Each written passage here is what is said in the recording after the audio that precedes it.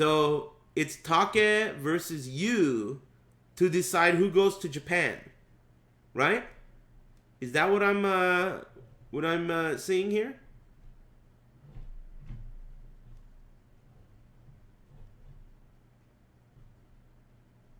I saw that joke. Female Justin Wong won the ladies tournament. That's mean. Not to Justin. It's mean to the girl. hella not to Justin. Anyway, I didn't see all of it, but it was interesting. Female Justin Wong. What the hell? Damn, they had a couple of Lily cosplayers, huh? Those frogmen are everywhere in Japan. I think they put those frogs in the game. It's so, like, big there. Alright, fast forward this shit. So this is this is it. Basically, Nobi and Fuzzy Mizu have officially qualified for the global tournament. So now, these are the two losers. Essentially, this is the ultimate losers bracket. This is more like losers grand finals because they're not playing for anything other than these 3 spots. Or maybe they're playing for money too, I guess. Are they at this level? I don't know if more than top 3 get paid out. I don't know. But either way, the thing that's important to me is the spot at the global. And I'm sure it's important to these 2 guys. So these guys are playing for probably money, but most importantly, the spot at the global tournament. You know they both want to go. And especially after taking their losses, right? Right now, you just lost to Fuzzy Mizu. And Take, you saw the salty handshake with Nobi-san earlier, right? You know these guys want to go. So this is what it's all about right here. It boils down to this. Someone is about to get pissed. Top 3 got paid. 4th got nothing. So you can see how 4th is going to suck ass. What's up with this shitty costume? Why can I see that guy's chest? If I'm going to see the chest, let me see the pepperonis. Both of them. All 6 of them. Counter hit. Good start for Take. Wall carry. Downstairs. Oh, why did he do that? Interesting. I wonder if there's something there I don't know. You know that always happens. Oh, that's confirmation that that's a combo. But a lot of the time when top level players make mistakes, I'll often be like, was that calculated? What did he want to do there? Like, maybe it was just a total fucking mistake. You never know. Well, I mean, you know sometimes. Especially if you're a user of the character. Sometimes when you use the character, you know, like, oh, you know what he wanted to do there, but you gotta know. There's so many characters in this game and so many different strategies. It's really like, it can be daunting if you look at it that way. You don't have to look at it that way. You can look at it in a much smaller way, you know? Like, this is your village. There's a whole city, in a state, in a country, in the world. But just worry about your own village for now, and one step at a time. You know what I mean? That's how you have to think with Tekken, because no matter who you are, someone is going to kick the shit out of you. Guaranteed. And that person, it could be a kid from fucking Thailand, or it could be some girl from Japan, or it could be some old motherfucking Korean guy named Nin that's going to talk shit to you. I mean, no matter who you are, someone out there can kick your ass in this game. Guaranteed. That's how it is. That's how Tekken is. No matter what. It's a legacy skill game. So you have to keep that in mind and don't let that discourage you, because it's a great game. It's like chess. There are grandmaster Tekken players. It's just like chess. Except the details are different every game, which becomes a struggle for some veterans, but definitely it's like chess. Damn, early start for Take. Good game. Oh, man. He says, I plan on learning Bryan. Do you have any recommendations on what to practice with? The character first. Everyone always thinks about characters in Tekken. They come into Tekken and they think, what character am I going to play? What do I practice with my character? But they are totally approaching it wrong. Tekken is not that kind of game. There are no archetypes. And if there are, they're very minor archetypes. Every character in Tekken is the same. It's the game that you have to learn how to use. And once you learn the game, you can play any character. It's really a matter of learning the system. I know how to break throws. I know how to manipulate my character when he's in crouch or when he's side turned, when he's back turned, when I'm hitting the ground face down, when I'm laying on the ground side turned and they're trying to, wake me up in the feet towards position. All these little things, that's what Tekken's all about. Once you know those little things, then you can pick any character you want, your favorite character. So, long story short, when you're starting out brand new, just pick your favorite looking character because it doesn't matter how hard or easy they are. The game's hard. Don't worry about it. At your level, at the beginning level, everything's fucking hard. And don't worry about the character specifics. Worry about the game. It's way more important.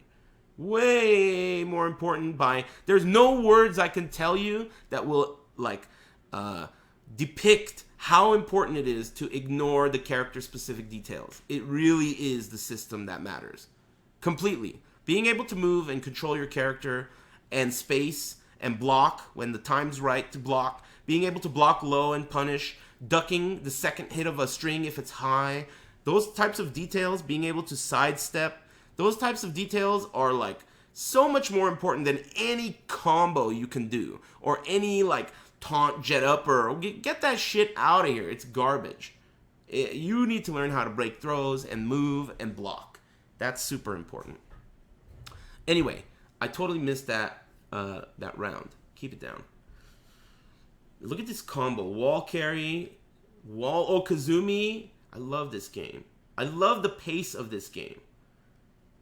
I've talked about it many times before, but the pace of this game is exactly the way I like it. Well, I mean, I wouldn't say that, but for Tekken. It's my favorite pace for Tekken. Comparable, I'd say, to Tekken 5 DR and Tekken 6, where it's launcher, wall carry, game over. What's your coaching rate, Lord Aris? At Thorns. I don't think I'd be a very good coach, to be honest. Or, not coach, but, tutor. You know how, everyone always asks me that. You know how Gutex does tutoring, and Justin Wong, and Chris G, all these guys do tutoring. I don't think I'd be a very good tutor, because I don't even give a shit. It's people, I hate questions, first of all. How are you supposed to be a good tutor without listening to questions, right? So, that doesn't work, right? And, I mean, I'm not very patient when it comes to that type of shit. So, I don't think it would work out. That's not my thing. But thanks very much. I appreciate it. Grave. It's definitely not my thing.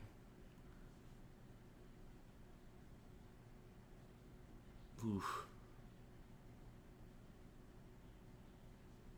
Throw break. Man, throw breaking in this game is so interesting too, right?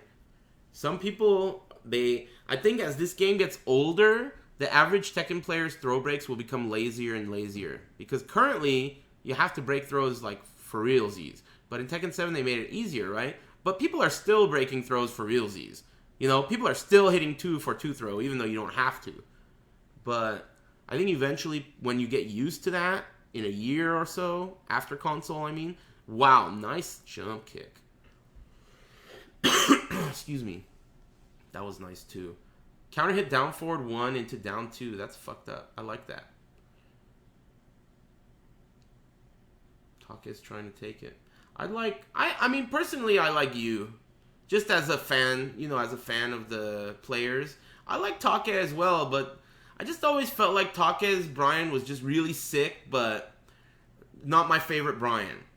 But he's awesome. He's hella good. He's a legend. He's been a legend. And right there when I said it, nice fucking super.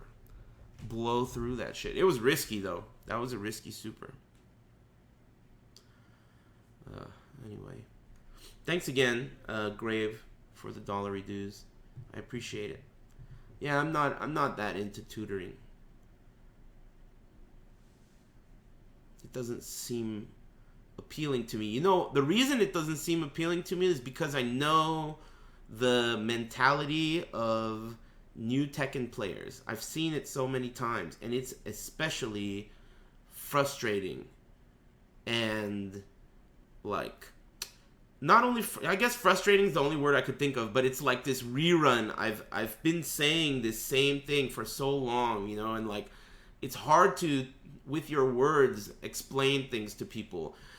Tekken is one of those games When the time comes for you to get your ass kicked and like the wake-up call happens where you think you're good but someone fucks you up real bad, when that happens, I think Tekken is one of those games that really gives it to you hard. Like, they are so much better than you that you feel like you're playing one-on-one versus Michael Jordan. But this is not Michael Jordan. This is just fucking some dude, right? So that's like, that's how it feels in Tekken. So you can't really have that attitude of like, I'm really good and I'm gonna beat Nobi. It ain't gonna happen, you know? Like, they're so fucking good, you know? I don't know, it's just because of the nature of the game. It's a really legacy game. And a lot of the situations are similar to the way they've been for years and years and years. Skills you've retained all these years, you know, they're still good. Still great. Good shit. Yu is pulling away. Good punish on that. But if he had done the rest of the string, he would have been counter hit. Low soccer kick. That move's cheap. Yeah. It didn't used to be cheap. It used to be great.